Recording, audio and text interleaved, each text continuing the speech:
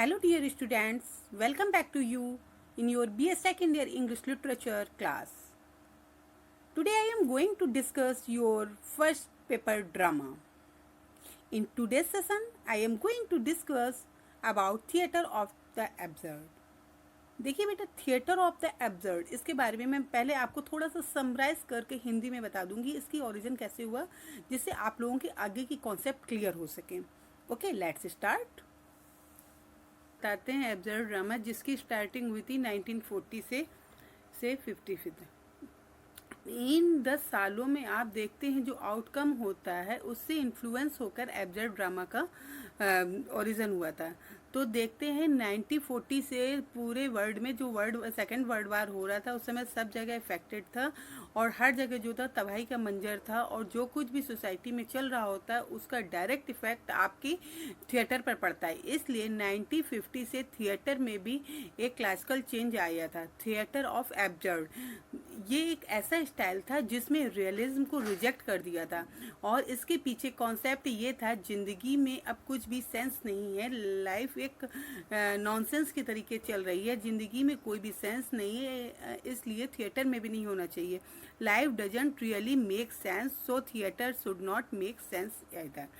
Absurd drama के plot जो होते थे वो डिसऑर्डर होते थे, इसकी कोई भी कहानी नहीं होती, सब लोग इसमें ऊट पटांग हरकतें करते थे और कैरेक्टर्स की बातें जो होती थी बिल्कुल बेतुकी होती थी, बिल्कुल शॉर्ट और नॉनसेंस टाइप का ड्रामा होता था. आपको बेटा ये बात बिल्कुल क्लियर समझ में आ जानी चाहिए. एक क्लिप मैं आपको बता रही हूँ, ये क्लिप वेटिंग फॉर गोडॉट का है जिसको सुनकर आपको कुछ क्लियर होगा कि ये क्लिप है वेटिंग फॉर गॉडॉट की, जिसमें आपको ये बताते हैं कि ये लोग जो इसमें दो मैन होते हैं जो कि उस जगह को छोड़ने की डिसाइड करते हैं और वो लोग ज़्यादा दूर नहीं जा पाते हैं और वो पेड़ पर सोचते हैं उस जगह पर अपने आप को लटका दिया और वो अपनी एक बेल्ट को निकाल कर पेड़ पर लटकाने की कोशिश करती है और उनके वजन से उनकी बेल्ट टूट जाती थी और उसकी बेल्ट में पेंट ना होने की वजह से लूज हो जाती. इस तरह की नॉनसेंस वाली एक्टिविटीज़ इस तरह के ड्रामाज में दिखाती जाती थी. थिएटर और एब्सर्ड ऑडियंस को ये बताने के लिए था कि जो लाइफ है वो बिल्कुल मीनिंगलेस है. उस समय की जो कंडीशंस चल रही थी, बहुत सारे जो राइटर्स हैं आपके एब्सर्ड और थिएटर से रिलेटेड हुए वो आपके सामने हैं. इनमें जो सबसे बड़े राइटर की हम बात करते हैं उनमें सबसे बड़ा नाम है सैमुअल बेकेट की.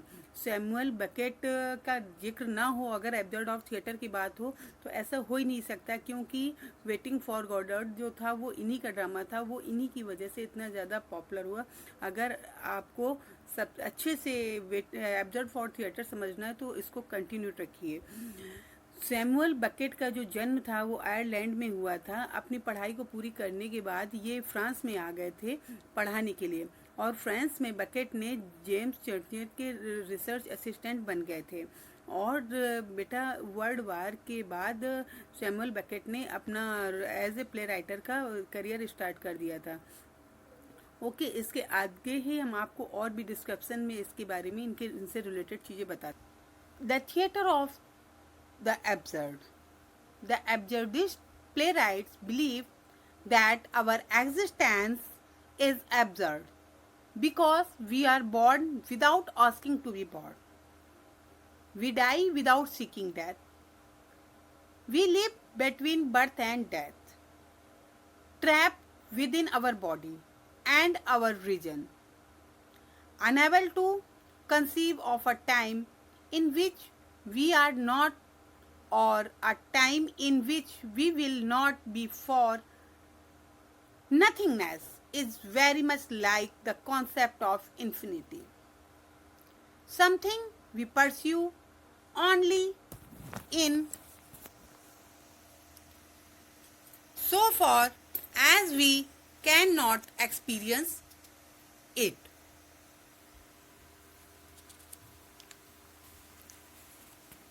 The future of absurdist drama does not seem to be bright.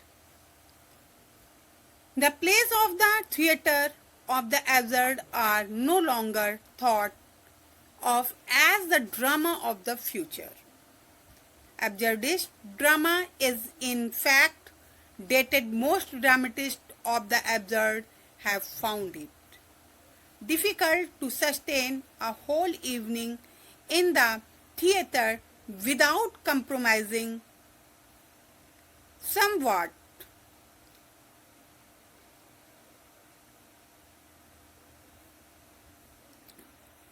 Adamov abandoned the absurd altogether in favor of Brechtian epic theatre. Printer has moved towards a fashion of the absurd with high comedy.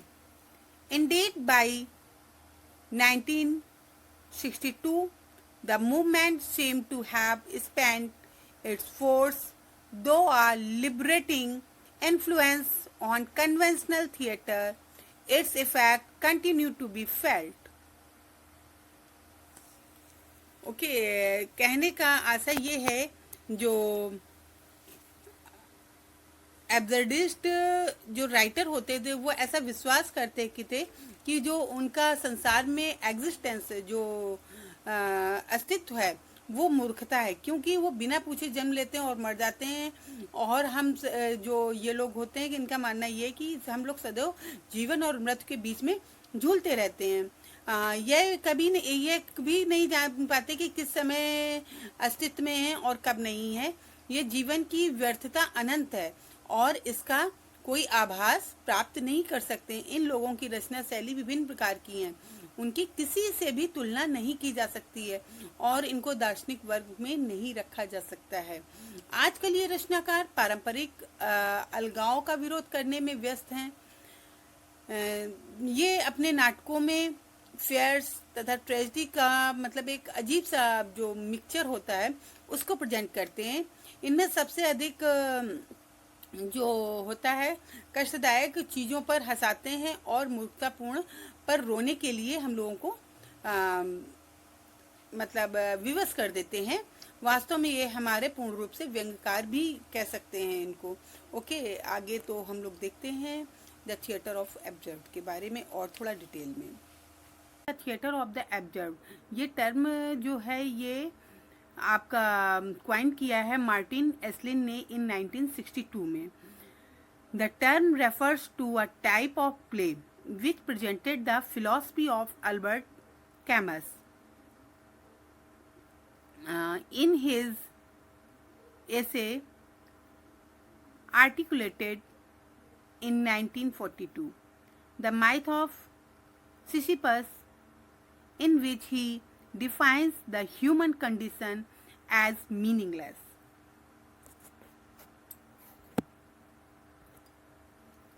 Albert Camus wrote the essay Myth of Sisyphus.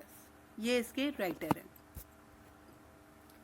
Theatre of the Absurd, introduced, continued. Camus argued that humanity had to resign itself to recognizing that a fully satisfying rational explanation of the universe was beyond its reach. In that sense, the world must ultimately be seen as absurd. अगर हम focus करते हैं इसकी history की तरफ, तो history of the absurd roots Greek.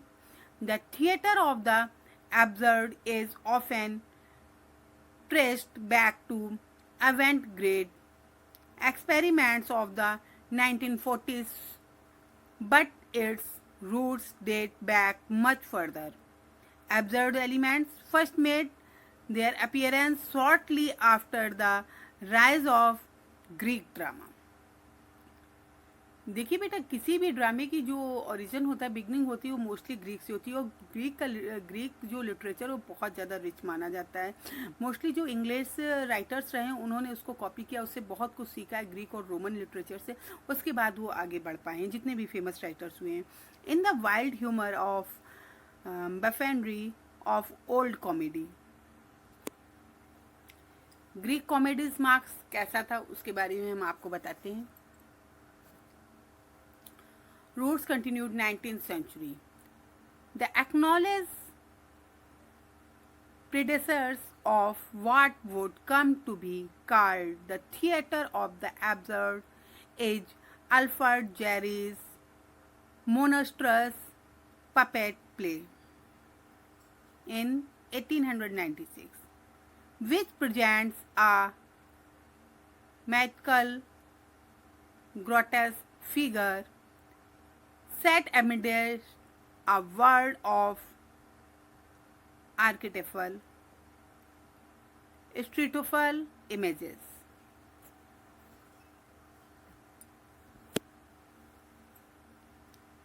The 1920s included the techniques of Freud and his emphasis on the subconscious mind, which they acknowledged as a great positive healing force. Their intention was to do away with art as an imitation of surface reality. Instead, it should be more real than reality and real with essence.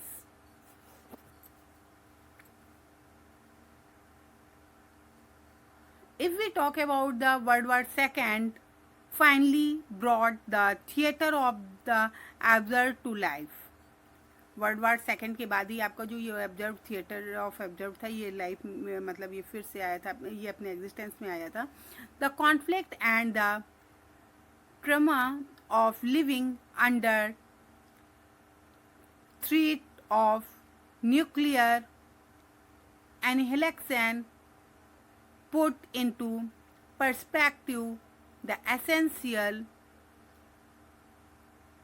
precariousness of human life.